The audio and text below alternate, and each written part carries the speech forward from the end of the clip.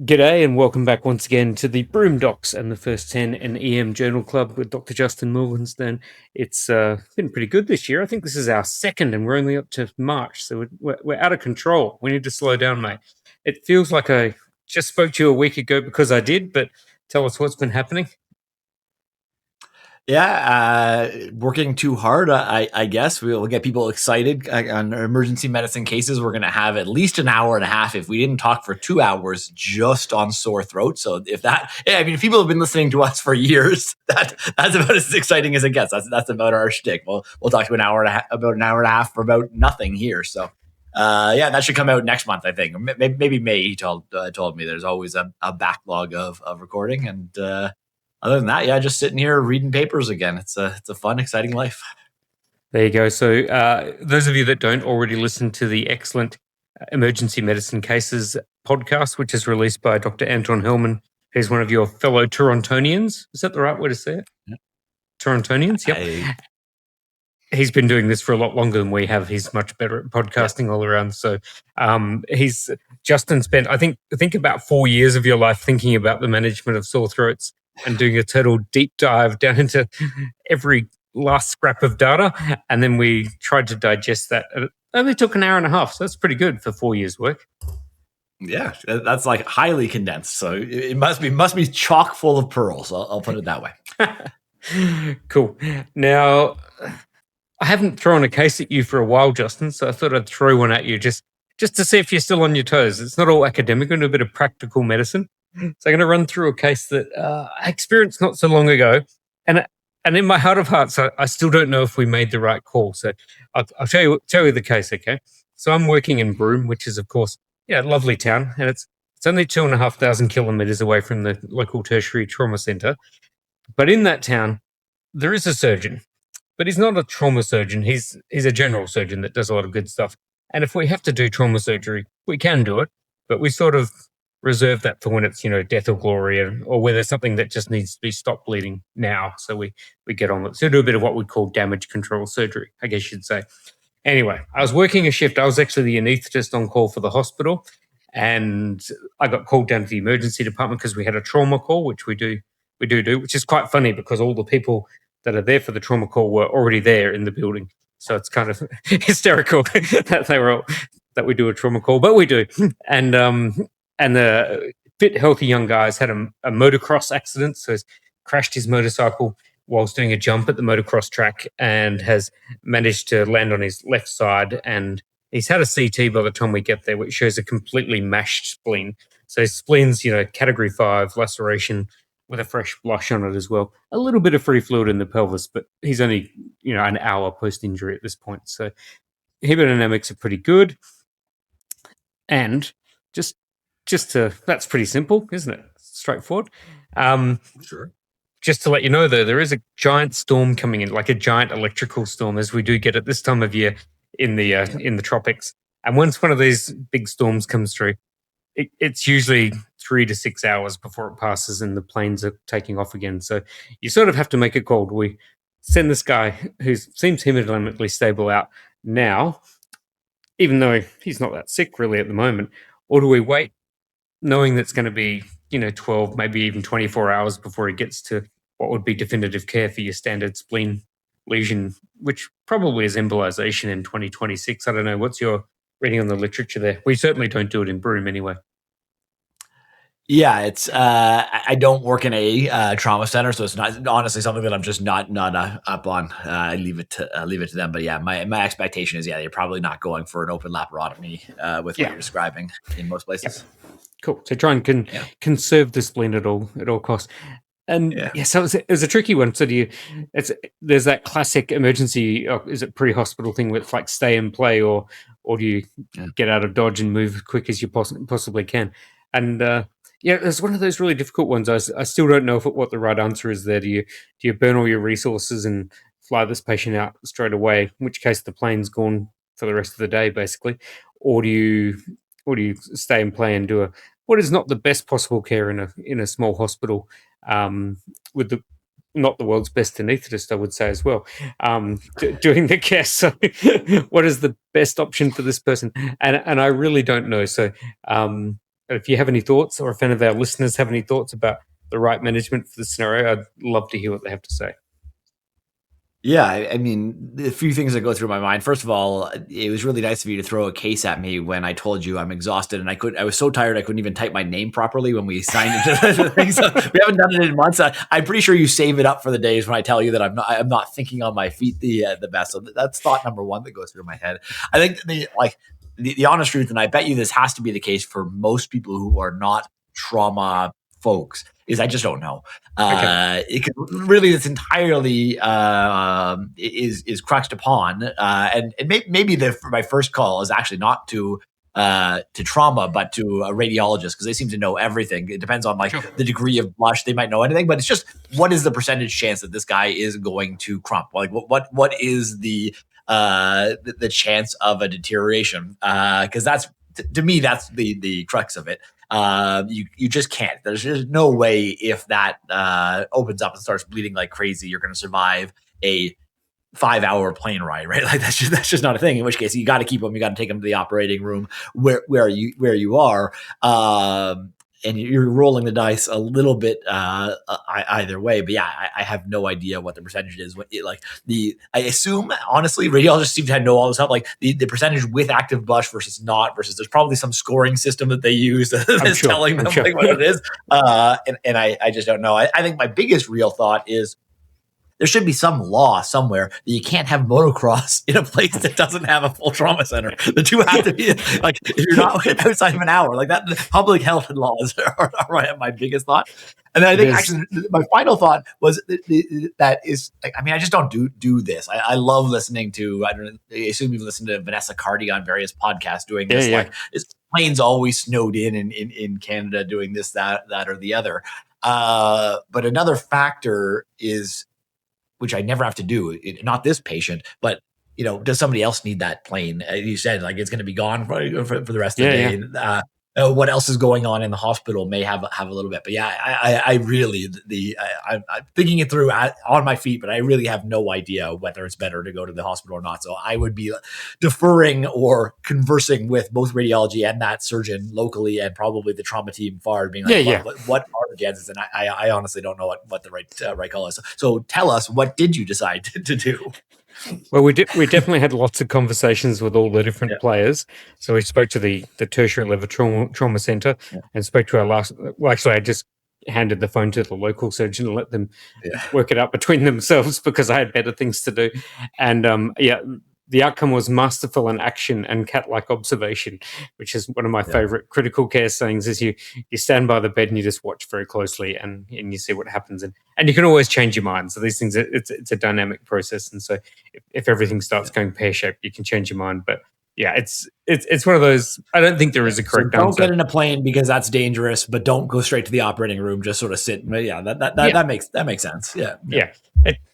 Everyone's upset about that decision, though, because no one's happy with that. But apart from the patient, possibly, because they get to keep their spleen and not have an unnecessary operation. So yeah, it worked out fine. So, cool. Yeah. 100%. All right. Should we move on to something completely less pragmatic and more evidence-based? I mean, I don't know that anything in here is more evidence-based. It's an interesting collection of papers, but there's some RCTs, there's some good methodology in here, even if we're going to complain at all points. So yeah, let's jump into our normal spiel. And seeing as we're saying it, why don't I give us our first paper of the month? This is the HECO question, or the fundamental question here is TPA going to be a good idea in central retinal artery occlusion, CRAO.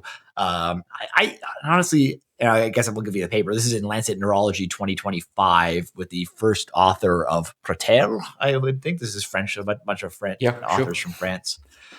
I don't know about you, but I hate central retinal artery occlusion. I haven't seen maybe one or two in my career. It's not like it's a super common thing, but it's one of these things that, like, you hear about it on MRAP or whatever the podcast is. You heard about it at a conference, and everybody has all these bloody ideas. They talk about, maybe it's an American bias to the programs I listen to, but they always talk about activating the stroke team and getting ophthalmology on board and blah blah blah. And then in my community hospital, I don't know, you talk to somebody about painless vision loss, and they're just sort of like, nothing that we can do. Somebody will talk about maybe rubbing the eyeball, and that just seems like the most ridiculous medical intervention that I've ever heard. It seems like a bad idea. There's just no way. Yeah. So it just drives me nuts because honestly, I have no idea what you're supposed to do. And everybody seems to give different opinions from like literally like activate every team in the hospital to just like, we'll see him in the office in a couple of days and we'll just see what happens. So anyway, this is a placebo-controlled double dummy RCT out of France for patients with sort of think your stroke patients within 4.5 hours of confirmed CRAO. And confirmed is more than I have access to. I don't have it written down in front of me, but like they had like specialists seeing these patients and confirming that this was CRAO, like ophthalmologist at the bedside within the 4.45 hours window. Amazing. This is sort of ridiculous. And they were randomized either TPA or placebo. And it's tricky. I originally heard about this paper in a different podcast, and it was basically just presented as this is a negative study, and technically it is a negative study. They were looking at vision improvement at a month and vision improved with 66% of alteplase and 48% of placebo. Now that's statistically negative, but it's an 18% absolute difference between the groups. Yeah. So this idea of just like writing this off as, don't worry, it's negative. We now know that you're not going to use lytics in this group of patients seems a little bit strange to me. And we ranted about it before, but I sort of hate power calculations because this entire study was powered. They got their patients. They got the 70 patients they wanted because they assumed that they were going to see a 30% absolute difference between the groups. Like, that's ridiculous. So, like, I don't know what you do at this point. Technically, it's a negative study. I mean, it's hard to say because when you don't have enough data, you just don't have enough data. But I might want to be in the lytics group of this, but I also don't know the scales well enough. I don't know enough, and it's hard to implement this because, again, as I was saying, you need a degree of specialty care that I don't have at my bedside. So I don't know where this leads us. Did you have thoughts on this? Because I think I'm more confused than when I started as to what the proper care of CRAO is. Yeah, it's a tricky one. I think in my experience, it takes more than 4.5 hours to make this diagnosis. By the time you speak to the ophthalmologist and then you speak to the neurologist and they say speak to the ophthalmologist again and you get a CT, which doesn't actually give you the diagnosis. As a sonography, you can stick the probe on the eye, and sometimes you can see that loss of retinal flow, which is a pretty quick way to do it. So I don't know what the sensitivity is. Fundoscopy. So basic clinical exam skills, right? Everyone can do easy fundoscopy and tell exactly what's going on in the back of the eye. Come on now. I don't think you've ever seen, what is it, the cherry red dot or something? Is that what you're looking for? Have you ever seen it? No one's ever seen that in their career. Well, maybe some ophthalmologists, but not you and I, my friend. So I think you've hit the nail on the head. Like there looked to be a pretty generous, like in most trials, an 18% absolute difference, and we wouldn't be believing it. And these guys aren't believing it, despite showing that they've actually got that. They did mention that there's 2 larger trials which are currently in the works, which hopefully give us more data. And so this is something that's screaming out for a big meta-analysis once they've collected, 1,000 patients, and then they hopefully will have the power to detect maybe a 5% difference would be enough. If it's the difference between being blind and not being blind in that one eye would seem like enough. 30% seems like you're asking for a lot. They didn't also mention the bleed rate as well. So did they go through the bleed rate? Because like the baseline bleed rate for giving TPA to someone is not low, so you got to look at overall function, I think, because you can't just look at the visual acuity and say, the patient's visual acuities look better, but they couldn't walk anymore. So there's different ways of looking at this. So I think the outcome is a little bit odd to me as well. The fact that the outcome was measured at 30 days as well seems like a long window for something like TPA. Like I understand, okay, you're putting the patient on aspirin and you might see a slow difference in outcomes in recurrence, etc. But TPA, I'd expect like the next morning to have either your vision's improving or it's not. But I don't know, 30 days seems reasonable.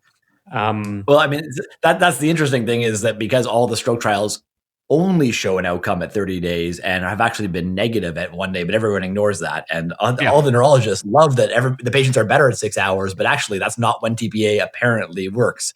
So yeah, I sort of expected to be more critical in the other direction. This is definitely not we're going out and using thrombolytics in these patients, but it looks more beneficial than I might have thought, and it needs it. And so to me, you can't do anything clinically with this data. And I think people who are using lytics, it sounds like people are using lytics in some places for this, are clearly stepping beyond the bounds of our current evidence base. So I definitely would not be there. But I do think this is good enough that, somebody should be designing that really big trial. And to me, it's just a bigger rant. It's not like our listeners are primarily researchers. But I don't know how you get the right amount of pressure to get there, because I understand research is really, really hard. But once you put in the effort to have double dummy, placebo controlled, honestly, you've done the really hard work. And so going from 70 patients to 200 or whatever it is that you'd actually need is actually not the hard part. The hard part is that initial instinct. And this is not an area of diminishing returns. But most of the time we do these power calculations based on practical matters rather than scientific matters. And I think we need to change that. We need to find a way so that you actually, like, it's always ridiculous. Almost every month we say this, like, there's no way you knew before. If you can give me a trial design, and I knew before you collected a single patient exactly what you're going to show, because there's no way you were going to show an absolute enroll. Like, what's the point of even collecting data? And then I start getting to the point of, like, is it even ethical to enroll patients in a trial that can't possibly show an outcome? Like, that seems a little bit ridiculous to me. So I don't know. We need to change the incentives within medical research so that you get rewarded for very large, high quality trials, and maybe even get dinged for smaller, crappier trials in some ways. Not to, like, again, I don't want to take anything away from researchers who put a lot of effort into it, but when I knew, like, you could tell, but based on the method section, what the outcomes were going to be. That isn't research. That is, I don't know what I call it, but it isn't research anymore. It's a bit problematic. Yeah. I agree. I think that's a very strong theme that we have on this podcast, is power calculations being completely unrealistic and leading to, inappropriate trials, either in one direction or the other. So tricky one. I do have a joke for you though about this one. I love the fact that there's a patient and assessor blinded trial in a trial where they're looking at visual acuity as the outcome. So there's triple blinding. Because I was listening to a podcast the other day where they're talking about, they just did a trial comparing non-invasive to mask to high flow nasal cannula. And it was and Ken spent a whole episode talking about the lack of masking in the trial. Every time he said that, I thought, but they had a mask on, Ken. They had a mask. Anyway. Some jokes are so obvious that they probably should be left unsaid, my friend. But I guess that's the highest level of comedy you're going to get in this podcast. So if you look down the podcast list, we're definitely not at the top of the comedy podcasts. I don't think we're at the top of the medical podcast either, and we're definitely not at the top of the comedy podcasts. The two are completely unrelated. All right, we'll move on to paper number 2. So this is a pneumothorax paper. So we've covered a few over the years on this podcast, and the PSP trial is probably the most memorable in recent years. And this is entitled The Non-Invasive Management of Blunt Traumatic Pneumothorax, a meta-analysis, and the lead author is Harrison. I got all excited because this was published in the Medical Journal of Australia in December 2025, thinking, oh, awesome, the Aussies are doing it again for pneumothorax, but the lead author is actually English. So there you go. He just used our journal, but good on him. So for those of you that don't remember... There's a better joke in there about the Brits using Australians for various means, but I don't know exactly what it is. We'll leave that off. Oh. You still have the Union Jack on your flag, yes. Right? You're still proud. No, we're proud of our convict history, Justin. So the PSP trial, for those of you that aren't aware, was talking about spontaneous pneumothorax. So the pneumothoraxes that you see in young, healthy people that just happen to pop a lung because they've got some lung disease underlying, or usually they're just tall and skinny and maybe have some faulty collagen. Oh, that's not good. But that trial excluded blunt pneumothoraces that resulted from trauma. And then the question's always been, so over the last sort of 10 years of my career, we've done less and less for traumatic pneumothoraces. We used to put giant, big, sort of 3-inch wide chest drains into everyone that had a traumatic pneumothorax, and then we went down to smaller and smaller and pigtails. And the question now is, can we manage these pneumothoraces conservatively, i.e. just sit and watch them? So this is a meta-analysis which looked at a number of studies. I think there were 4 prospective studies and 7 retrospective studies, about 1,500 patients, so 1,500. And it's quite interesting because they looked at some stuff that's quite useful, and I think probably very pragmatic in terms of what patients actually care about. So I guess if you're in this group, what you really care about is, do you need to have someone stick a giant garden hose into your chest, which is an unpleasant thing to experience, or can you be managed without that? And Justin, do you want to run us through the outcomes and tell us how you're going to tackle this in the future? Yeah, so I think I'll say right up front that I'm pretty biased in that if you take the spontaneous group, I'm pretty convinced, even though it's only the one RCT, but it's the only RCT, I'm pretty convinced that I definitely would not want it, and I have not put one in a decade in this spontaneous pneumothorax, because when you actually talk through the potential outcomes with your patients, it's very clear that everybody wants at least a trial of conservative management, even though that seems to tick off some of my specialists who really want their trainees to get lots of practice in these tubes and where they go. And so when you start as a baseline of I really don't think that this helps in spontaneous, then you really start thinking of like what really is the difference between the two groups, and the risk of an ongoing bleed might be higher, although if you're trauma, the trauma's over, so the damage is probably done, and so really the only value of that tube, I guess, it's 2. If you're just thinking, coming back and really thinking conservatively, is there a persistent air leak where I need to get some of that air off? Although honestly, once pressure builds up, even if there is a small hole in the lung, eventually there'll be enough pressure in that side of the chest to prevent the air from leaking out. Hopefully we haven't got to tension at that point. And are we going to ventilate these patients and add higher pressures than they would with just bleeding? So breathing. So those would be the safety margin or preventing tension would be the 2 value of putting a tube in there. This, I think we should say, is pretty crappy data. There were 2 RCTs, I believe, included in here, but mostly this is observational. 3 RCTs, but mostly observational, and a lot of it's retrospective studies. But there were a couple numbers that I think were really interesting. The rate of progression of your pneumothorax, if you're just looking at chest x-rays, was actually not any different. It was 12% with conservative management, 8% with patients who had their chest tubes placed. So you're not making the x-ray look at anybody better, which makes some sense. And I think maybe more interesting is the number of patients who need to go on to have a chest tube placed. Now, need to have a chest tube placed is always interesting. It's not like there's a defined endpoint. There's always some subjectivity here, but the exact same number of patients needed to have a chest tube placed, which means the chest tube group actually had a second chest tube placed 10% of the time, whereas the conservative management had about 10% of patients had a chest tube placed. So really, it does not seem to be a huge value based on this data of putting that chest tube in right up front. Admitting that a lot of this data is observational, and so you're presumably putting the chest tube in sicker patients up front. It does get worse, but I think it's actually, the numbers are really interesting, and I think it's worth going in the patients who are on positive pressure ventilation.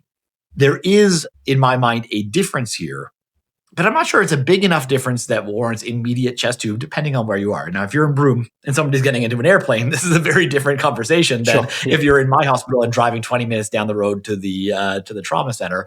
But conservative management led to 18% of patients requiring a chest tube if you were put on positive pressure ventilation, as compared to only 9% if you had a chest tube originally. So there is a difference there, but still 80% of patients on positive pressure ventilation were managed successfully with conservative management. So I think that's a really good number to know. It's not 100% successful. You need to be ready to put in a chest tube at a moment's notice. This is not something you're putting in an airplane, like I say. But if I can put you on a ventilator and you still have an 80% success rate this is not just like random, this is not randomized data. If I look at you and think, I don't think you need a chest tube, I think you can probably get away with a chest tube, and I just need to be ready to put it in half an hour. And if I'm transferring you, I don't work in a trauma center. So even if I'm transferring you, I think I could do that. I think I could intubate you, put you on positive pressure ventilation, and repeat that chest x-ray at half an hour before sending you out the door. And as long as it's not getting worse, I think this is a reasonable thing to try. But if they're just going to put in a chest tube at the trauma center anyway, because that's what everybody does, it seems dumb delaying an important procedure just to send them down the line. So I'm of mixed qualities. I think this has to start from the trauma centers out rather than the other way around. But I think as a patient, I would prefer to not have a chest tube if at all possible. So I don't know what your thoughts were on it, but I think it's interesting data that definitely needs follow-up, big RCTs. And right now, there's going to be a lot of clinical judgment, a lot of overlay, a lot of depending on where you work on how you actually implement this kind of concept. Yeah. I think it's important to recognize that this study, for those listeners out there, this doesn't include patients that are relatively unstable at the get-go. So if the patient's crumping in front of you, and you're doing a finger thoracostomy, they need a chest drain. So just be aware of that. So don't argue that because you'll just look like a goose. The aeromedical retrieval thing's interesting. So in the last, back when I started and for most of my career, chest pneumothorax plus getting in a plane equals you must put in a chest drain, whereas the last 10 years or so was definitely started going more conservatively and accepting those little CT proven pneumothoraces can go fine on a plane. And the rate of expansion, and if you've ever done that thing where you get on a plane and you unscrew the lid of your water bottle and you see how much it gets bigger or smaller when you go down, it's usually not enough to actually cause any physiological embarrassment to the patients. And so certainly for short haul flights, like an hour or two here and there, they're not getting them. But the big problem and the reason that they like to do it is because if you put a pneumothorax patient in an airplane, the protocol is that they have to fly at what's called sea level, which is about 3,000 feet, instead of going up to this really high altitude, which the planes would normally go up to. And so that burns twice as much jet fuel. So they have to make a couple of stops to get to where they're going. So that's why they... you're basically putting in the chest drain to save jet fuel, if that makes any sense. and given the context of the world at the moment and oil prices, maybe it is a better thing to do. Who knows? So that's quite tricky. I guess the other thing that we've said probably 1,000 times on this podcast is that these trials, you just know that the rate of reported harms is lower than what they're not going to tell you all the harms that happen. Yeah. There's a lot of latent infections and there's pain and complications of pain medicines and all that sort of stuff. I think we covered the trial a little while back about the rate of empyema post chest drains, and it's not small. It's a decent number, and so I think you've got to look at that and say we're probably not capturing all the harms that happen to these patients. So having a chest drain is one thing, but having an empyema that you spend a month in hospital for is also not great either. So even if that's only 1%, that's still enough to sort of cause problems. So I think those are my main thoughts. And I guess the other thing to say is that, Justin, you're in the non-trauma center, and if you're sending all your chest drains up the road to the tertiary trauma center and you're never getting to do a chest drain, what do you think your complication rates are in 10 years' time if you haven't done a chest drain for 10 years? They're probably going to be appreciably higher than what they are when you're fresh out of practice. So I'm not sure. It's a tricky one. Yeah, I have mixed feelings about that as well, because I think I think the place you get yourself into trouble with the chest drain is if you're rushing or if you're having a problem. And this tells you, at least if you don't have to put it in at all, you should take your time. And honestly, if you do this carefully and smoothly, I don't understand the really high complications rates that I see. I mean, infection might be preventable, but finding the place, good ultrasound, making sure you're in the right spot with your finger before you go in. I always feel the lung. I've never really understood the degree of complications that are prescribed, and I think it's because you're rushing a little bit. I also think that even the way I describe this, we're a little bit biased in when we think about trauma patients, and I don't think we do a very good job of distinguishing all the time. Both in research and not, because trauma has a huge spectrum, and the trauma teams who give a lot of advice are seeing such a narrow spectrum of trauma. But I described it as if all these patients are going to the trauma center, but what percentage of trauma actually goes to a trauma center, even if there's a pneumothorax? I see a ton of these where it's isolated. If you have polytrauma and you're going to the trauma team anyway, and you have a pneumo, I don't know that that's the patient I'm arguing about, but I've seen a number of kids come off a bike jump, and the only injury is a small pneumothorax, and it's small enough that if it was spontaneous, you 100% would not put a chest tube in, and I think everybody agrees. This isn't even the debatable ones that are large, but because it's trauma, everybody feels different about it. But if that's your only injury, to me, that falls closer to spontaneous than not. So I think there's a spectrum. I think that's going to be the problem is if you're not involving the trauma team, now you're making these decisions yourself. I'm pretty comfortable. I observe these patients, but the question is, how long do you observe them? And if you're bring in the emergency department, how comfortable is everybody in your department? Because I've had this problem for years, even with spontaneous pneumothorax. The guidelines or the trials, at least, I don't know if the guidelines as much, but they say you should get x-rays at 24 hours. That's dumb because the x-rays don't resolve for at least 2 weeks, but more like 4 weeks. So the 24 hours is a pointless test. There's no way it can change management, but it does change management because basically 100% of those patients that I bring back that I'm comfortable managing conservatively, somebody else puts a chest tube in them anyway, ruining the entire conservative plan. So you need to have everybody in your group, in your department on board with the same plan as well, which makes this whole thing a little bit trickier.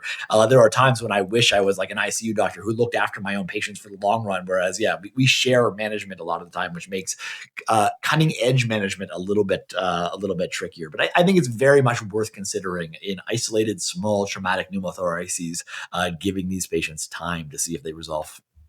Yeah, cool. As one of the beautiful things about working in a small community ED is we do often get that long-term management because we see the same patient having different traumas every week. So anyway. And you're the only doctor in town for that week. You're the night doctor for 7 days in a row, so you can look after your own patients. That also helps. All right. So we still don't know. Good. We'll move on to the next paper. Do you want to do the intro for this one? Why don't I introduce this one? Because I'm really interested in your thoughts. You sent me this one. It's an ultrasound-centric paper. And I don't know if I can, I don't know what their fundamental question actually is, because we'll debate that a little bit. But it really, I guess the question is ultrasound looking for occult ventricular fibrillation a good idea? Or are there a bunch of patients who don't meet our old criteria of ECG-based ventricular fibrillation? And this is Gaspari in the Annals of Emergency Medicine from October of 2025. And basically, it's a big multi-center prospective observational trial, included some Canadian papers, although I like that the Canadian authors, Ottawa is a small city in my province called Ontario, and they just refer to it as the Ottawa province. So I don't know if they're trying to take over. That's officially in the manuscript here. So anyone from Ottawa, good job on trying to take over the entire province. I like that a lot. Yep, nice. But they have 811 patients in this multi-center prospective observational trial. It's what's called the convenience sample, because you basically had to have a patient that had simultaneous ultrasound and ECG in one of the first 3 rhythm checks. And that makes sense to me. You don't want to prolong it out to the 7th rhythm check, because by that point, patients don't have survivable rhythms. And they had to be in the emergency department, which is tricky because this is a North American trial, and most V Fib arrests are done by EMS in the North American context. There's not a physician around. There's nobody with an ultrasound. So these are patients who have a shockable rhythm who are long enough into their code that EMS has brought them to the hospital, and EMS didn't manage to shock them out of their code. So it's a weird subset of patients.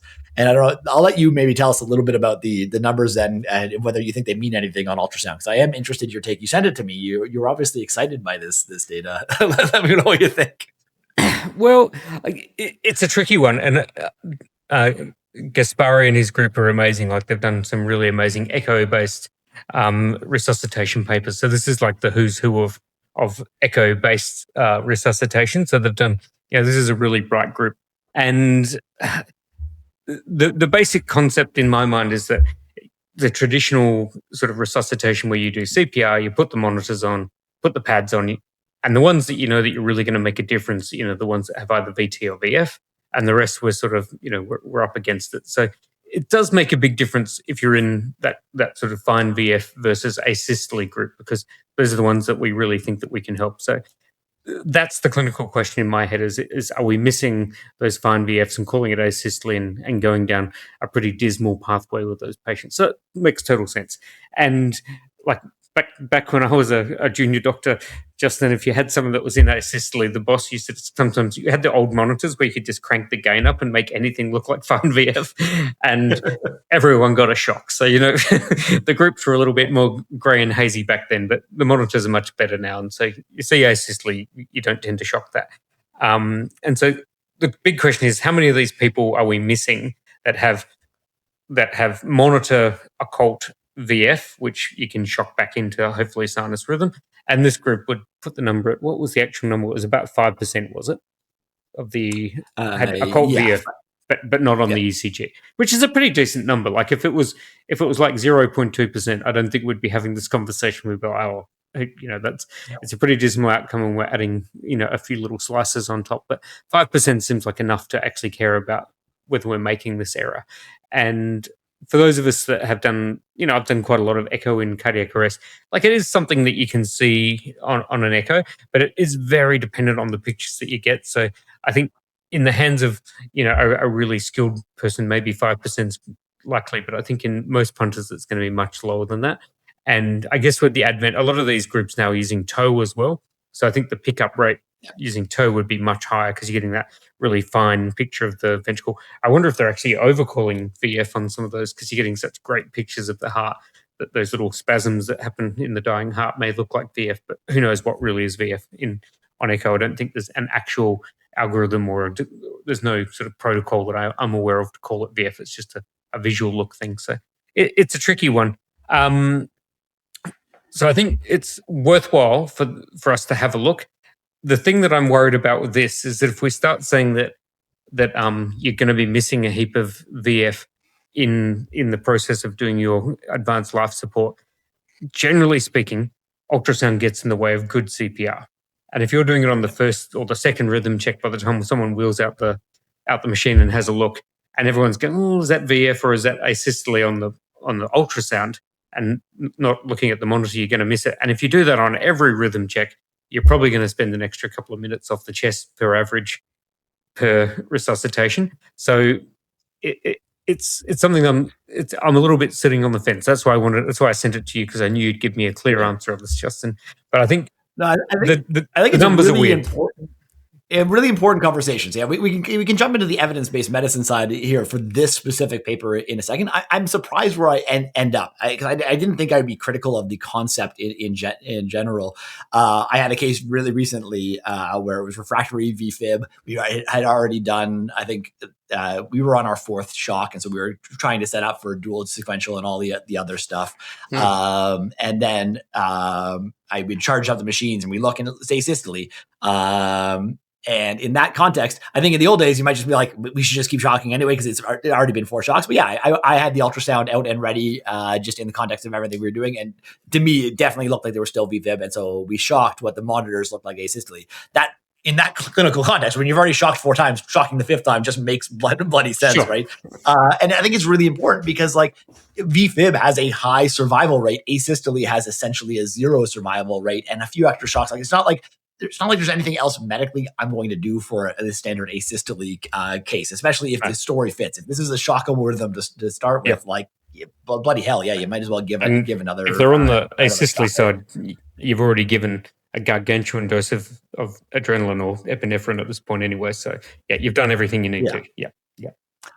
The issue, and their data hints at it a little bit, but this data is clearly bizarre. There's a few different things. So number one, just as a sense of, like, whenever you look at observational data, I think one of those, like, EBM pearls, you just have to ask yourself, is this well collected data?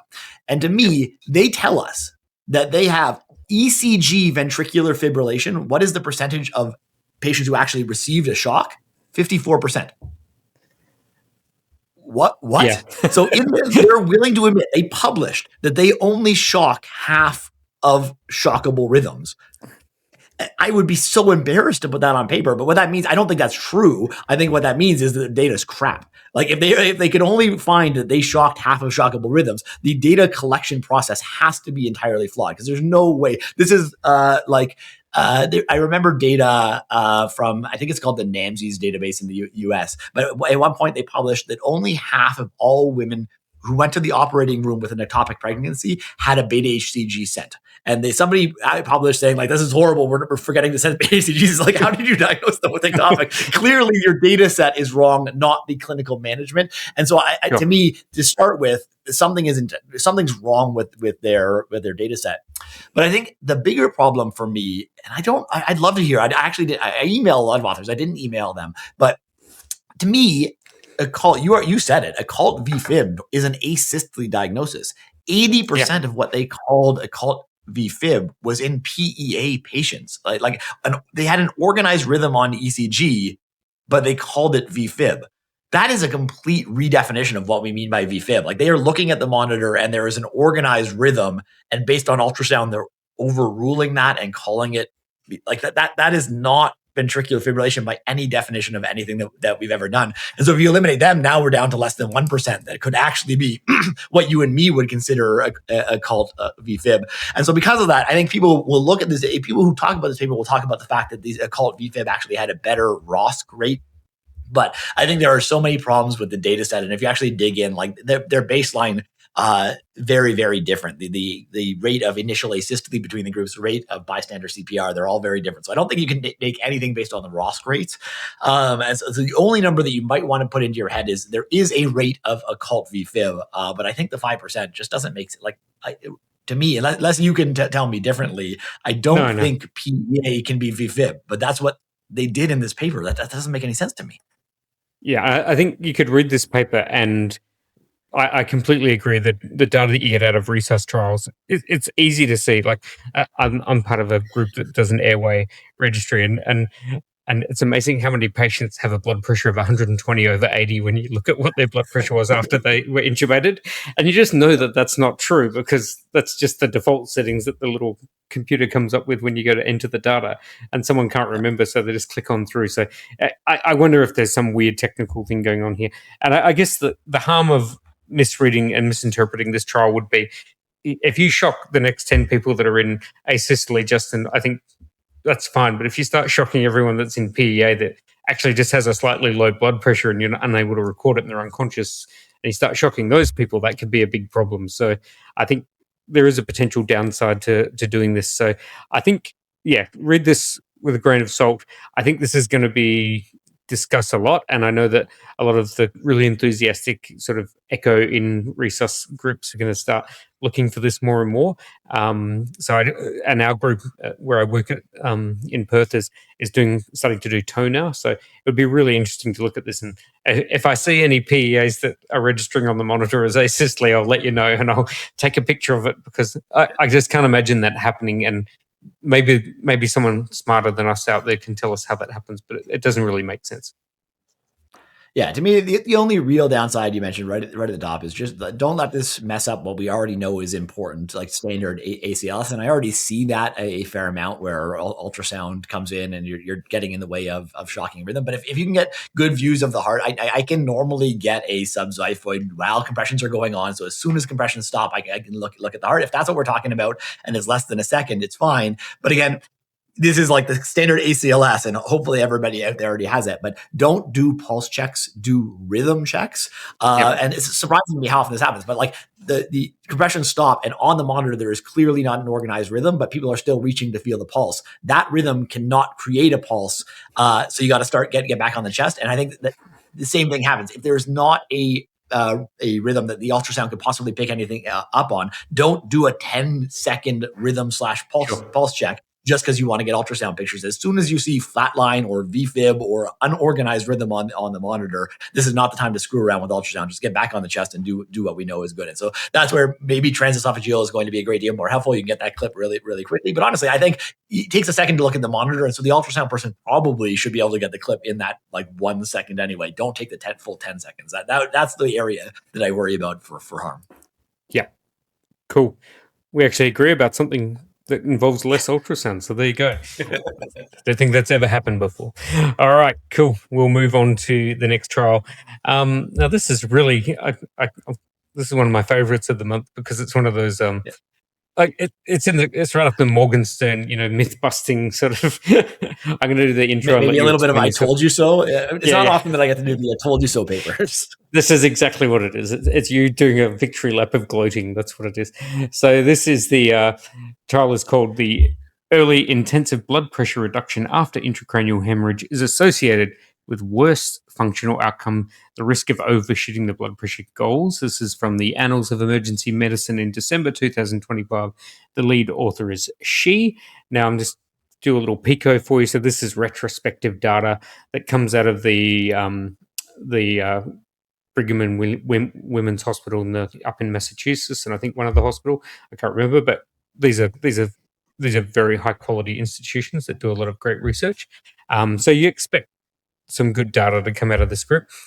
And basically what they did is they did a retrospective look over about 6 years, and they came up with 420 patients who presented. Actually, when you look at the data set, they actually started out with 2,500 patients that had had an intracranial hemorrhage within their two hospital systems. And by the time they went through all their exclusion criteria, they were left with 420, and we can talk a bit about that. But essentially, they were trying to work out if you presented with a high blood pressure, which they said was over 150 systolic, and then you got antihypertensive therapy. And it's important that we say that the antihypertensives that they used were nicardipine. I think all of them were nicardipine, apart from one was clovidipine, which is not available in any other part of the world that I'm aware of. But so they were using very modern drugs. They're not just chucking up a GTN infusion or whacking some amlodipine in. They're doing probably what is gold standard for blood pressure in critical care. And then they followed these patients and looked at what their modified Rankin scale was. And the previous data, which we can argue about whether it was positive or negative. So there were two trials previously that had looked at this question, which Justin will tell us were definitely negative, and the authors will probably tell us we're erring towards positive, showing that we should be trying to control people's blood pressure in this context, but it didn't look like it panned out. So, Justin, are we? Yeah. So why you're right and everyone else is?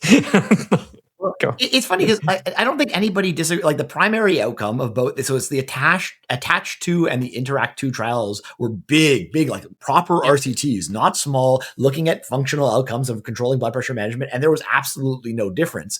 So they were negative trials. Like everybody agrees in terms of the primary outcome. The spin and what almost every neurointensivist does, Scott Weingart's on this page, and me and him have gone back and forth a few times, is saying, well, they're negative trials, but because there's no difference between the groups, it shows that it's safe to lower the blood pressure, which was not what they were really designed for. And if you look through secondary outcomes, and we've talked about secondary outcomes before, the size of the hematoma is a little bit smaller if you control the blood pressure. Now, I can't remember. I don't have it in front of me, but we were talking about, it was like less than 10 milliliters difference in the hematoma size. So yes, it is true that there's a slightly smaller hematoma. I have never believed that it was like there's 7 millimeters or something, milliliters difference between the two groups. Like there's no way that it could make a difference. And they're circular, but they're backwards. You have functional outcomes. The only reason the size of the hematoma could possibly matter is for neurologic outcomes. The trials were designed for neurologic outcomes, and there's no difference in neurologic outcomes. So we have proof that the 7 milliliters doesn't matter in the trial outcomes. So I never understood why they were so excited about this. But yes, neurointensivists, the likes of Scott Weingart, have always been really excited to lower that blood pressure, despite every bit of data we have showing that it makes absolutely no difference. And the problem is, if there's no benefit, guarantee in medicine, there is always harm. Everything that we can do has a baseline rate of harm. Studies don't always capture all of that harm. And so if there's no benefit, there's going to be harm. Whether this trial really shows you that harm or not, I think will be debated. And I think people will go on the other side. These are all people who started with a blood pressure above 150 systolic, and they ended up getting down. And the odds ratio for people having that bad modified Rankin score was bad. Like 2.5 is your odds ratio for having a worse outcome if you were in the group that had target or guideline care where you got down below 150. Now, they'll say that basically that's entirely, if you kept the systolic blood pressure between 120 and 150, that disappears. So it's all people who overshot, who got down below 120. But when you're controlling blood pressure, you have no ability to know what that is. So maybe in Scott Weingart's hands right at the bedside, maybe he is always perfect and always keeps it right in the 120 to 150 systolic. But what this tells us is that's not the way things go in real life. I think the real argument, the real evidence-based medicine argument, is there something fundamental in these groups that makes the group whose blood pressure dropped fundamentally sicker than the group who have higher blood pressure, and that is why they had worse outcomes rather than the actual blood pressure management itself, and that certainly could be the case. But these kind of, like, if this was the only data you had, we could debate all back and forth about what the right management strategy is. But when we have big RCTs showing that this is a dumb idea to begin with, and then you have worse outcomes, like, nobody should be doing this. You should not. I do control blood pressure with one medication and one medication only, fentanyl. People forget. The patients are unconscious. They forget that they're in pain. And honestly, basically everybody ends up in that guideline range. It's not, if you start at 240, if I give you a good dose of fentanyl, you end up down in that 180, 170. Everybody's sort of happy. Control their pain. And honestly, I don't think you'll find any patients who are above 200 and that you're freaking out about. That is my only blood pressure drug. I'm pretty strong on this, and I have been for a while, that you should not be using antihypertensive agents in these patients. But it's funny because everybody you're transferring to tends to be pretty strong in the other direction. So I don't know that this one paper is going to be the thing that changes their management. I don't know what your experience is in Ontario, but like, or in Australia, but I think this is pretty clear what the appropriate evidence-based strategy should be. Yeah, we have there's a lot of guidelines basically that come out telling us what to do, and they're generally written by neurologists and neurointensivists rather than by emergency docs. And so this is interesting because I think in those big trials, which were a bit, on the fence, you've got to remember there's always that Hawthorne effect. And when you're running a big high-quality RCT in a shiny hospital, you're always going to get better outcomes. And so this is good real-world data. And once you take the Hawthorne effect away and look retrospectively at patients, you might see some worser outcomes. And I completely agree. Like, titrating these drugs is not easy. I'm not familiar with any of these drugs. And I know that the standard of care in Australia isn't to use these really easily to titrate drugs. People are much more likely to get drugs like GTN, for example, which is, you just know that 5 minutes later you turn around and walk back and the patient's blood pressure is 80 on 60, and that's definitely going to happen. So you got to really take this with a pinch of salt. One thing, I don't know if I interpreted the data correctly, but if you look at the patient groups, the ones that presented with the really high blood pressures had a worse modified Rankin outcome from the get-go. So you just wonder whether there's some, as you said, some underlying substrate there. They've got a worse bleed, they've got a bigger sympathetic response, so they may be just doing badly anyway. So the ones that, it could be that the blood pressure reduction wasn't doing anything. They might have always going to do bad, and they just happen to get some blood pressure medicine on the way through to try and control their numbers, which we're never going to make a difference to what actually happened to them. So hard to say, but completely agree with your comments there about analgesia. So a large number of the patients in this cohort are going to be palliative or comfort care measure at the end of the day. And not giving them analgesia up front is the only real way you can mess this up. So make people comfortable and then start thinking about the rest of the physiology. So I completely agree. Lots of fentanyl, whatever it is that you need to get them comfortable, and then start thinking about all the bells and whistles. But yeah, it doesn't sound like something we should be rushing to do straight away in the emergency department in the near future. But unfortunately, these things don't happen.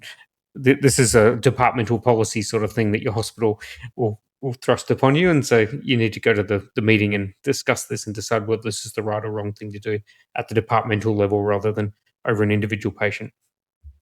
Yeah, luckily in Canada, and this is the problem, I can't give evidence-based medicine talks in America anymore because everybody always says I don't get to make any choices. I just do whatever the hell the guideline is in front of me. But yeah, I've never managed blood pressure. It's not a thing. It does not matter here. The consultants sometimes start asking for things, but I leave it up to them at the end of transfer. So it sort of depends on your system and how hard people are going to come down on you. But I am very grateful to work in a system where I can make my own decisions and just need to be backed up with good evidence. I do think it's worth pointing out. So you point out that the people with high blood pressures have worse outcomes. And I think that is definitively proven.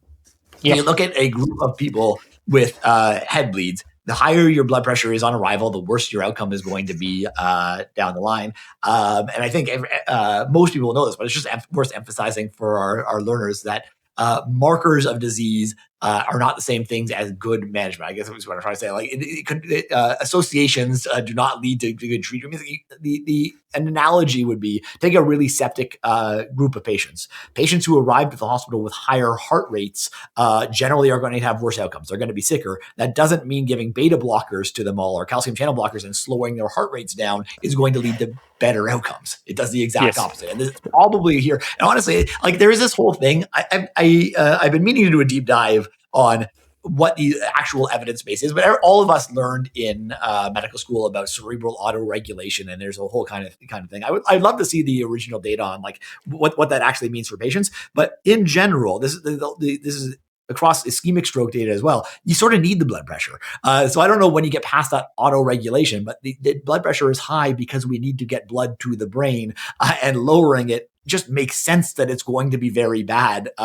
For the most part, the human body knows what the hell it's doing. And yes, there's autoregulation that apparently we can get beyond. I don't know how much that is a real concept versus one of those things that has just been drilled into everybody in medical school. And this data seems to tell me that it's not a real outcome. But I think you just need to be careful extrapolating. Way too often we see this marker is tied to this bad outcome, and therefore assume that changing that marker is going to change the outcome. And that's just not it. They're tied together by the underlying disease, and the only way to treat it is to treat the underlying disease, like in sepsis. If you can treat the infection, that heart rate will come down. Don't treat the heart rate. That's dumb. And I think that's what blood pressure is here. I think it'll be an ongoing debate, and I think people will disagree. But this was one of those funny things about evidence-based medicine. We ask for big RCTs, we get big RCTs, and people still interpret them the exact opposite of what they say. So who knows what they. Maybe we should spend little bit more time on going through the philosophy of science and why everybody just ignores scientific results, and why we moved on from Popper to Thomas Kuhn, and I don't know. There's got to be something more that we can say about this, because nobody actually listens to science, even though we think it's important. Well, one of my my all-time favorite lines, and I'm pretty sure it was Chris Nixon, who is one of the fathers of the FOMED movement and a very smart guy. He coined the term "death by euboxia," which is where you kill the patient by trying to make all their numbers fit into the boxes. And and the other analogy would be like a DKA comes in who's hypocapnic, and so you got to get their CO2 back up to normal, and that's definitely not good for the patient. But yeah, as long as the boxes all look good on the blood gas, then you're doing the right thing. So we need to think a bit more about what we're doing before we just jump in and make everything look good. Cool. Shall we move on to the next paper? Yeah, and I'm hesitant to say too much critical on this, because the list of authors here are sort of like the who's who of Canadian evidence-based medicine, emergency medicine. My primary mentor, Andrew Worcester's here. Has got Ian Steele. It's got the editor of our Canadian Medical Journal on it. Like it's everybody in Canadian evidence-based medicine. And with that much brain power, I honestly don't understand what the heck is going on in this paper. And that's after I've emailed back and forth with the authors here like 7 or 8 times, and I still have no bloody clue what this was about. And so I'm going to have a hard time even doing a PICO here. But we're still on head bleeds in elderly patients. And basically, even though the Canadian CT head rule does not apply to elderly patients, they decided to figure out what the rate of head bleed was based on whether or not you had certainty around the inclusion criteria for the Canadian CT head rule, which I think people maybe need a reminder of. You're not supposed to use that rule, even in young, healthy patients, unless you actually had witness loss of consciousness, witness disorientation, or amnesia for, I believe it's 30 minutes. It might be 60. You can double check that. We use it on everybody, but you're supposed to be very, very sick to use the Canadian CT head rule. So they decide to look at those criteria in the elderly patient, and this is what confuses me, they decide not to look at the exclusion criteria of the Canadian CT head rule at all, and they don't actually apply the rule itself. So they're just asking if there's debate about whether you actually lost consciousness or whether you were actually confused. What is your rate of head CT? And they give some numbers. I honestly don't think the numbers are all that important. Actually, in that intro, I'm not sure I said this is in the Journal of American Geriatric Society 2026. The lead author was Kerr. If you want to find it, and I'll give the numbers, and then we can talk about why this paper is so confusing to me. But your rate of intracranial hemorrhage in this group of elderly patients was 8% if you hit your head and you definitively met the inclusion criteria for the CT head rule, 2.5% if you hit your head and didn't meet the criteria, 8% again if you hit your head and were unsure about the criteria. And I think that's the thing that they're going to really emphasize. 5% if you were unsure if you hit your head, and less than 1% if you didn't hit your head. And those are all, we can, like an elderly patient, I think those are all categories that we can understand, right? You get the patients and they're like, did you hit your head? I don't know. Or I can't remember. I think the question is reasonable, but they, for some reason, again, only looking at the inclusion, and I've said this a few times, they did not look at the exclusion criteria, and the one main exclusion criteria, I don't care about anything else, is anticoagulation. You can't use the Canadian CT head rule if you're anticoagulated, and 25% of these patients are on anticoagulation. Or is anybody considering skipping a head CT on an elderly anticoagulated patient?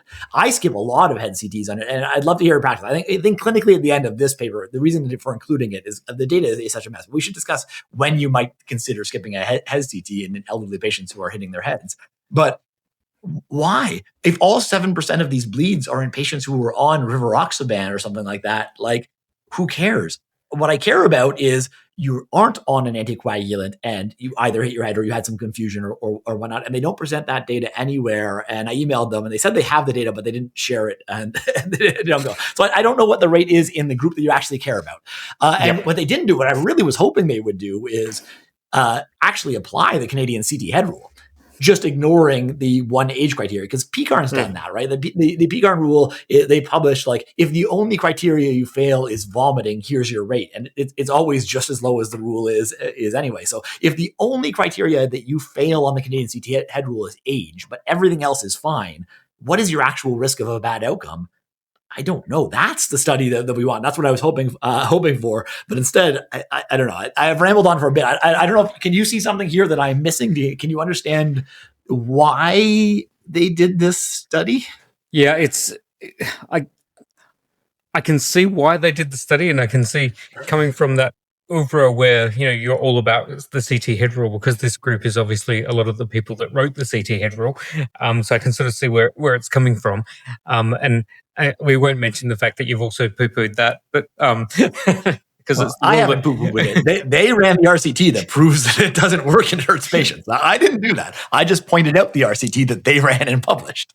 Be very careful there. So you can't teach in Canada anymore, and you can't teach in America because they use guidelines. I've got a job going in Fitzroy Crossing, just up the road from Broome, if you're interested. It's flooded and full of crocodiles at the moment, but hey, they're screaming out for a good ED. There's like an age where you can't immigrate to Australia anymore. I think I'm getting very close to the that's not an option for me anymore. But trust me, they'll take anyone in Fitzroy. So yeah, it's a tricky one, because I completely get the question, and this comes up. Like, I work in an emergency department where the average age is 90 and everyone's on blood thinners. And I completely agree that if you're old and the risk of radiation from a plain CT head is basically zero, and apart from clogging up the CT scanner, that's the main risk, and you're on blood thinners, then that's fine. It's always that group where if you didn't hit your head, and that's probably the only useful piece of data out of this, if the patient's clear that they didn't hit their head and you've examined them and they don't have a big boggy swelling or a laceration on their scalp somewhere, then that's probably someone, if you're not on blood thinners, and you've just fallen but not hit your head, you probably don't need a CT of your head if you don't have any other reason to go through the CT scanner. Sure, if you've got neck pain as well, just do the lot. Why not? Just chuck it right on through. But that's probably the only really useful data that I've got out of this. If the patient's completely sure that they didn't hit their head and there's no other reason to scan their head and they're not on blood thinners, great. I can take that number, and 0.8% seems like a reasonable number. It's less than 1%. I can say that to the patient, and then we can have a shared decision-making discussion about whether they want to wait 6 hours for their CT in the ED or go home and have a cup of tea. So that's a reasonable number. The other numbers, like you say, if the patient's unsure if they've hit their head or not, And if that's due to previously existing cognitive dysfunction, then that's really tricky. That's that group that we often sit at the front of in the waiting room and sort of look at these patients, and they have no clue what's happened to them, and their family doesn't have a clue. That is a really difficult scenario. And I think on average, these patients get scanned a lot. But if they're on blood thinners, like you say, it could be that the rate, if you take out all the people who are on blood thinners, it might be 1%. I don't know. We don't know from this paper. So that's really interesting. So I think that's the only data I'm taking out of this, is that it's under 1%. If you definitely can tell me that you did not bump your head and you seem to be otherwise not meeting the Canadian criteria, so you're not amnestic or having any of those disorientation problems, which is pretty rare in the old people, to be honest. So I'm not sure how many less CTs will end up doing. One of my favorite episodes of The Simpsons of all times is when Homer bangs his head and Dr. Nick does the test where he asks him, when you're in the coma, did you feel your brain being damaged? It's like, it's an awesome question. That's what this paper made me think of. Like, when you were laying on the ground, did you feel your brain bleeding? Yes. We don't know. So I think, it's tricky. I think that's the only useful number. Yeah, I mean, I don't understand, especially coming like with the insteel, like the exclusion criteria is anticoagulation. So if you give me at least include the numbers, because I want to know like what's the percentage off anticoagulation. And yeah, if the people who don't know, because it's really they didn't know if they lost consciousness or were disoriented or like they can't give you those details. If it's still very high in the group of patients not on anticoagulation, that's an important piece of information, because that's patients that I'm not necessarily scanning right now. I think it's important to be clear about your reasoning for scanning, and I think a lot of people get this wrong. So number one, yes, elderly people don't apply, like you can't use the Canadian CT head rule on them. That doesn't mean that you have to scan them all. It just means that you can't use the CT that head is also an error. Yes. But I think it's also like we confuse two different aspects of the test. If a patient is in front of you, talking to you, normal neurologic exam, and saying, I don't have a headache, like they don't have a neurosurgical head bleed right now. Like I can tell you that without the rule, we know that, but that isn't the only reason for scanning. So like you 100% shouldn't do that. And I don't think when we teach our students, we know this. So the reason I scan an anticoagulated patient who tells me that they don't have a headache right now, but did hit their head, is because I can reverse the anticoagulation. Now, whether that does anything, that's a completely different story. But it's also the reason that you might consider scanning somebody on Plavix, because if they have a small bleed, maybe depending on the reason they're on the Plavix or the aspirin or whatever, you might tell them to hold it for 5 or 7 days. But if you know that that's the only way, if my only question is, should you hold your aspirin for the next 7 days, I can talk to the patient, and I do this fairly often. It's like, look, you're feeling perfectly fine right now. You really don't have a good reason to be on aspirin anyway. Why don't you just hold it for the next 7 days? We'll just see what happens. And obviously, you can always come back and we can get the CT scan if things are going poorly. If that's the only decision you're making, because clearly they're not going for neurosurgery, I think you can make that decision a lot of the time without. But also, I am pretty liberal. If you're on dual antiplatelets and you're feeling fine, like I don't really care about doing the CT, especially because the real question in that middle group where if a patient can't tell me whether or not they lost consciousness or whether or not they hit their head, I'm actually more concerned about the medical workup. Did you faint? Like I actually don't care about the head CT at all. And if you're sticking around for 3 hours for blood work and an ECG and whatever, like just put them through the goddamn scanner. Like, who cares? They're 79 years old. The radiation doesn't matter. Like it doesn't matter. So it's the patient that I can send home right away that I really care about. And yeah, if you're confused about what happened, I can't send you home right away. So then this is not the group that I'm worried about radiation on. So I don't know. I think the key is just knowing who you want to scan and involving your patients. There's a big difference between sending an elderly patient home completely alone where nobody's going to see if they're confused and have that subdural and they're going to wind up lying on the floor, to sending them home with their family and they can watch them and they can be together. I think the mistake in modern medicine is not letting our students use judgment to the degree they should, because just looking at I don't need a rule.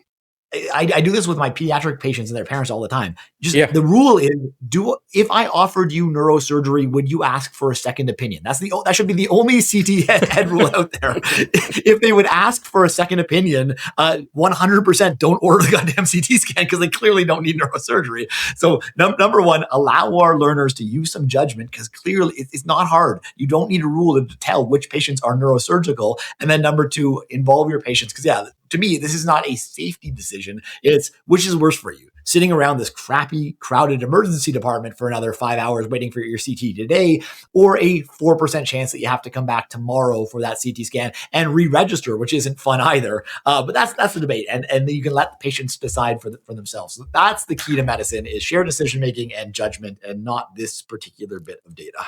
Yep. I think as you were talking there, I was just remembering back to last episode when we talked about the emotional analgesia paper. And I think the CRP is emotional analgesia at the front of house decision making. I think a lot of these rules are the same in that they give you something that feels like you're doing the right thing, but it often doesn't actually make sense, and it's not going to change anything that you do for the patient or what the patient needs. But it makes you feel better, and it's sort of that probably is why we're stuck on all these rules, which we all know, Justin, they've never been proven to be any better than what you just said. Sitting there and chatting to the patient and doing an objective clinical assessment is probably as good as any of the rules that we've discussed on this podcast. There's a couple of exceptions, I think, but not too many. If you're interested in that, go back and listen to Justin's awesome lecture entitled Clinical Decision Rules Are Destroying Emergency Medicine. It should be available on his website as well as mine. And yes, I think I'm pretty sure that most of the authors on that paper have probably got your email going straight to junk. Probably that's why I'm not getting the response. That's why I'm getting the replies. Do you want me to send them an email just to see if we get it? Yeah. I have an upset. I like them all tremendously, and I think it's good to have academic disagreements. That is the crux of life. It does. Perfect. It always feels harder in medicine because we are talking about patients and we all care so much about those patient outcomes. But I mean, come on, there isn't a field of medicine or a field of science where people don't disagree vociferously, and you should. That is an important part of science and moving our thoughts forward. So I enjoy our discussions. I'm not sure if they can say the exact same. That's why. Good to have someone. All right. I think it's more than enough time spent on that paper and in general. Luckily, we're through all of the actual data-based papers. We got 3 more papers that should hopefully be a little bit quicker to talk about. Yeah. Next one up, one of the authors is our good friend Andy Tagg, which means maybe these are Australians. Maybe you know some of the other authors as well. But the lead author is Barrington. Actually, I think I maybe have heard of it. Victoria of it. It's a V. I don't know. Barrington. I'm pretty sure the other authors are sort of dietitians and people that work in the emergency system with Andy. So yeah. Makes sense. This is in your journal, the Emergency Medicine Australasia, in October 2025, entitled Food as a Component of Patient-Centered Care in Emergency Department. Ooh, just preliminary findings, which means we can talk about this again in the future, maybe. It's the PICO. This is a qualitative study. Basically, they just asked people in the department, how was your food and how did that impact your care to some extent? And I don't know that you need to read the study because it's pretty bloody obvious. The quotes I enjoyed, right? Cold, unappetizing food. The food was cold, hard, not presentable. I'm not even sure what I was being preserved. It was just one big lump. That kind of stuff. I don't know that you need the data, but I threw it in here not just because I saw Andy Tagg's name, and I always appreciate papers from good friends, but I think medicine in general has lost our way a little bit. Like even us on this podcast, we talk so much about diseases and not about the sick patients that we actually care for. And I think we are better than most. And it hurts me to no end that I would not want to spend even a minute when I am sick in any emergency department that I've ever worked in. Like they're just not places that I want to spend any time. And why the hell is that? Like I would be embarrassed to have my mother come in and care for her in my department. And that's even with like the VIP care. Like I know I wouldn't be put in one of the crappy hallway beds where people are using urinals as I walk by in the hallway all the time. I wouldn't be put in that situation. And that even accounting for that, I wouldn't want to be in my department. They're noisy, they're loud, there's no privacy, and there's no basic necessities, food and drink available. And so this just tackles one of those things. But you can't take sick patients and expect them to get better if we can't give them basic nutrients. And I'm not sure that what we're putting in front of them counts as basic nutrients. When you're really sick, you should be getting the best quality that we have. Like I don't need Michelin star dining, but like comfort food seems to be pretty important. When I'm sick, I'm pretty picky about the things that I want, but you still need calories, you still need food. So anyway, I think this was here clearly because I wanted to rant a little bit, and I think that's important for us to think about at all times. And rather than $10 million to put a frickin' CT scanner in the back of an ambulance, let's just buy decent food and distribute it to our patients, for God's sakes. Anyway, rant over, you can say whatever you want. Yeah, this is really interesting. So Andy works in a part of Melbourne where there's quite a lot of cultural diversity as well, a large immigrant population, and it was quite remarkable that a lot of in Australia in 2026, we're a pretty ethnically diverse country, and it was amazing that people were commenting that they couldn't even get food that was culturally appropriate for them. So, vegetarian or halal or whatever it is that they needed, which you would think in the systems in a rich country like Australia that we should have access to that as a very minimum. The other interesting concept was that often patients are very sick, and often older people and their family are sitting with them, and most hospitals that I've ever worked in, they refuse to give meals to the family members of the patient because they're not the primary person with the problem, but we also require them to stay near the bedside to help us look after the demented or delirious old person, because that's the best nursing for them, is to have someone that they know and love sitting beside them, and yet they don't qualify for sandwiches, which is a terrible indictment on the way we do business. And this is definitely doable. So I know that in the private system in Australia, if you go into a private hospital emergency department, that you can definitely access high quality food. I've worked in private intensive care departments where the food that I got on my meal breaks was better than what I was getting at home. So this is definitely doable, that you can, and just walk into any hotel in the city and they can make pretty tasty food for thousands of people each day, and with it's definitely doable. So I don't see what the big barrier is to generating high quality food. It, like you say, it's just capital investment and what our values are in medicine, and our values are more about stuff that is not patient centered, unfortunately.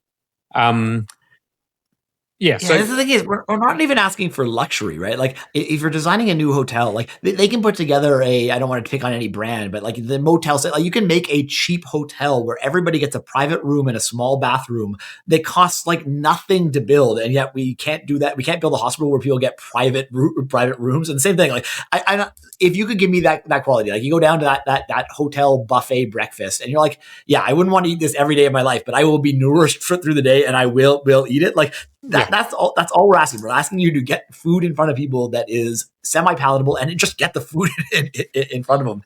Like, to me, 100%. It's a marker of our priorities rather than anything else. And yes, there's a cost, but healthcare is not a profit driven industry. It just can't be. And so yes, there's a cost of providing good care. But to me, I can't imagine that taxpayers, if you quiz them, like knowing you're going to be sick, would you rather spend the billions on that freaking CT scan ambulance, or just make sure that people are getting appropriately taken care of? It's one of those 1% spends that is going to make care 50% better.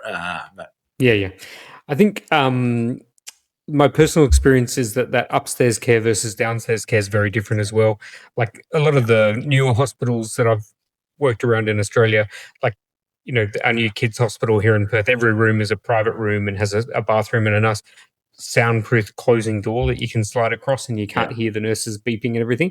So it's really good. And when my kids have been sick in that hospital, they've ordered their meals off of the giant TV screen in the room, which is just the best thing ever. And they get a choice of different options. So it's definitely doable. But in the emergency department, never happens. And I can sort of see it, because most people in the emergency department are transient, and hopefully they're not there long enough to develop, hunger or malnutrition, though we know that's not true. But it's certainly an indictment that we don't value food as a social norm, essentially, in our world. In our northern population, in my ED in Broome, we have some very tasty sandwiches. So our kitchen's really good at stocking these sandwiches that go in the freezer, and it's almost a diagnostic test that we use. Is the sandwich filter, we call it. Whereas if someone comes in and they refuse the sandwich, that they're really sick. It's like a way of working out. And sometimes I have new staff in particular say, "Oh, these people are just coming in and getting sandwiches because they're exploiting the system." But that should make you step back and say, "Well, you know what? if this is the best meal that someone can get as a hospital sandwich, maybe we should be doing more to advocate for these people in our community, because that's also a bad thing if hospital sandwiches is as good as it gets in your day-to-day life. So being homeless is also a horrible thing, and I think something that we in the emergency department should be advocating for. Cool. Yeah, that's one of the hardest parts of our job, because we've talked about it before, and I could argue both sides of this really easy, because it's really hard for us to say that you have to solve all of society's and all of medicine's problems, right? Like there's nothing worse to me. Nothing ruins my shift more than somebody coming in literally just, I can't afford food, I'm hungry, because I can't solve that problem for you, and that's something I'm going to take home with me, and it does contribute. So I do dislike the idea that, oh, don't worry, emergency department, on your own you need to solve all of society's problems. But I do think that we need to take a step back and really talk hospital wide, because there's no doubt that we can do better for people as human beings and as doctors. Yeah, if somebody's best meal of the day is the cheese sandwich that I'm providing them, my God, let's get them some more cheese sandwiches. Like, holy hell, yeah. Yep.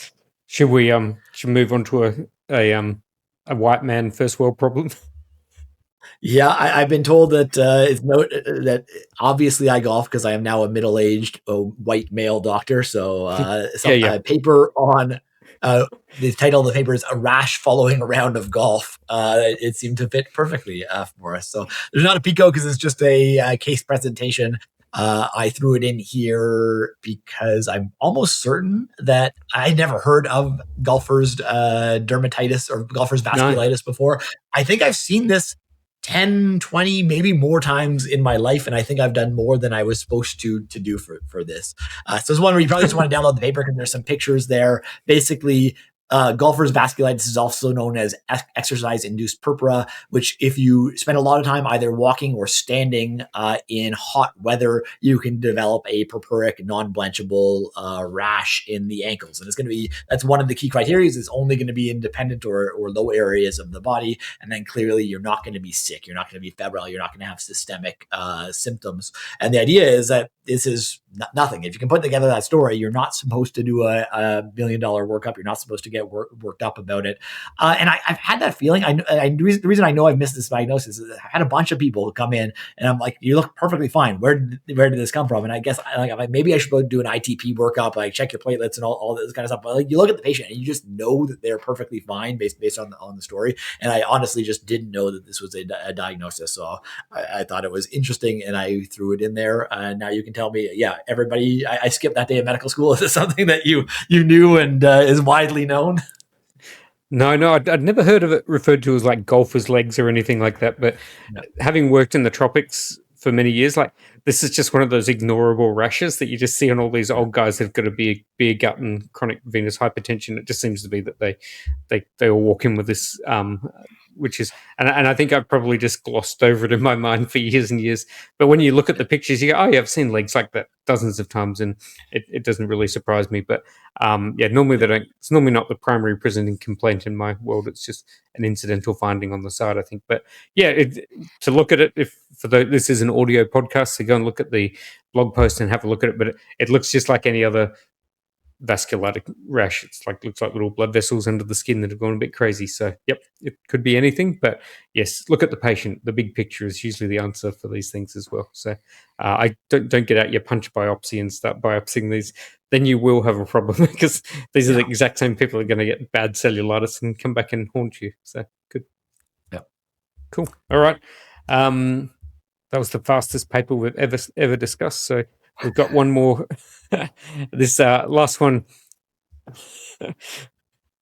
I've got a very amusing anecdote I need to tell you about this, but anyway, we'll come to that later. So this is the paper is entitled "Disposable Female Urine Bottle: The UniWee Provides Patient Experience for Immobile Women with Lower Limb Fractures," and this is in the Emergency Medicine Journal, April 2025, and the lead author is Booth. So once again, this is a concept paper, not. There's no randomized controlled trial. I'm looking forward to the outcomes. What would be the primary outcome, Justin? That's what I really want to know. Is it? Yeah. Anyway, we'll get into that.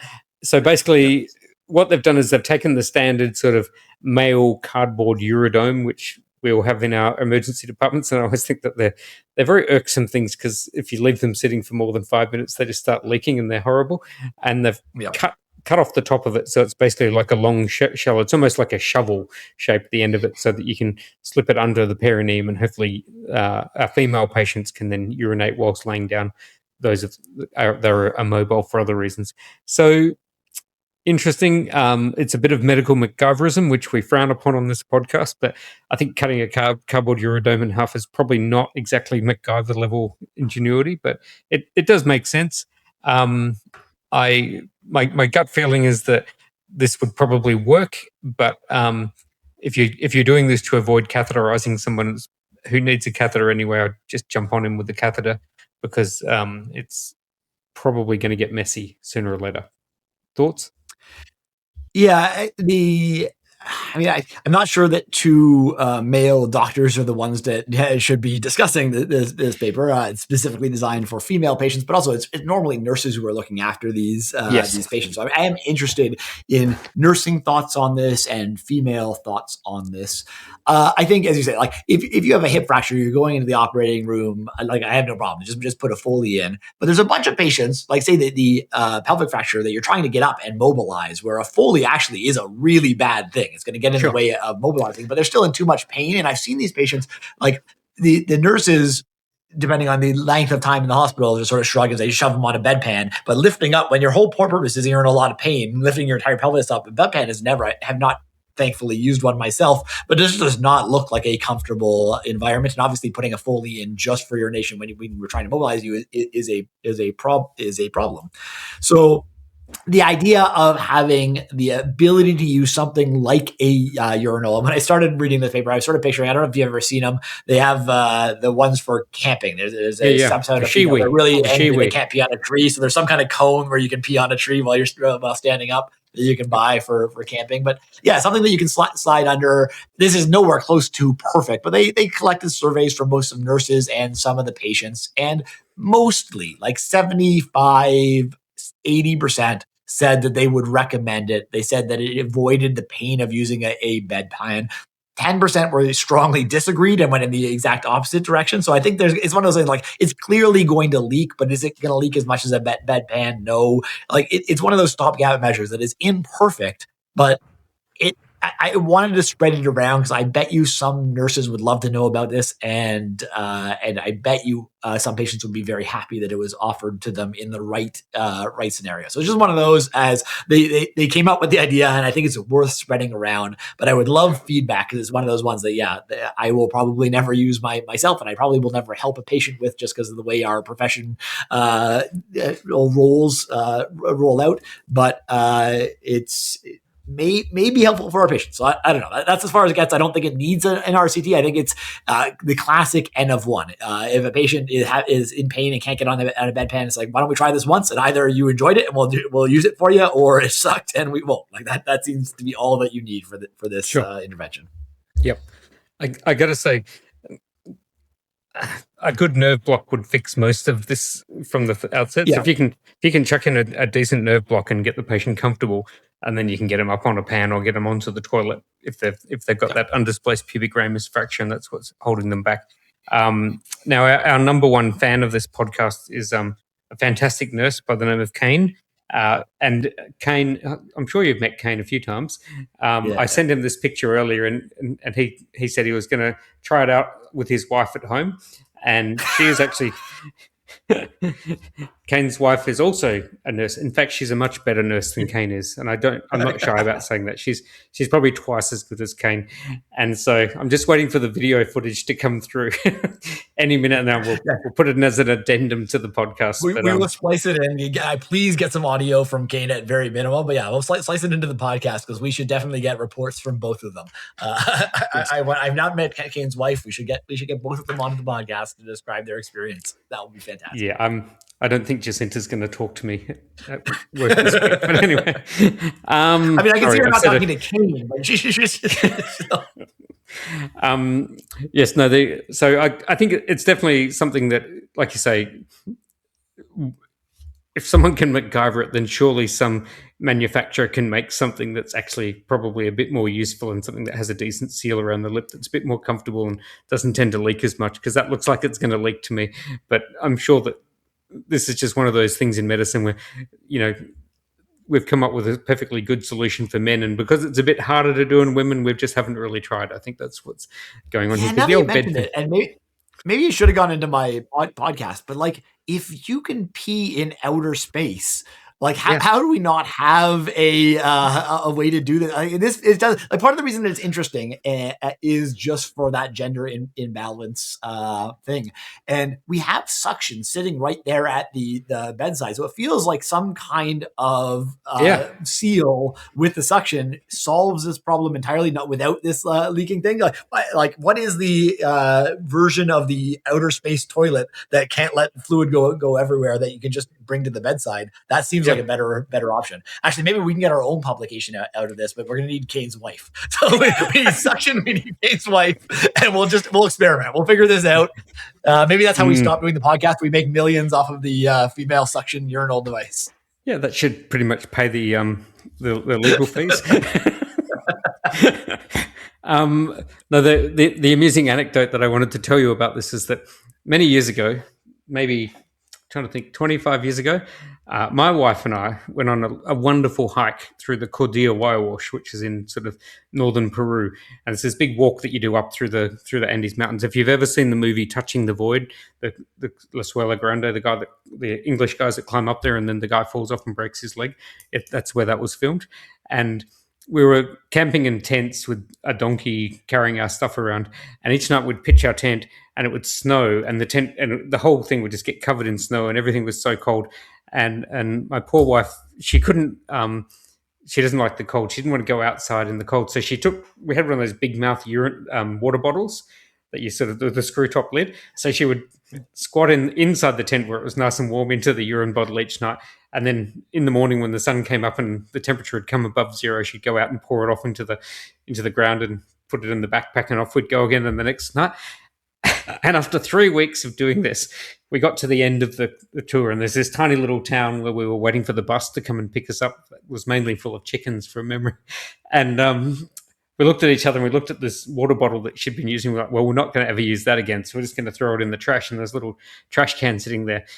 And this is in a part of Peru where people don't even speak Spanish. Like, they speak the local dialect, and Spanish is not even on the cards. And this little old guy walks up to while we're waiting for the bus, walks up to the bin and sees this perfectly good sort of, Kathmandu water bottle sitting there, and picks it up and thinks, I've struck gold here.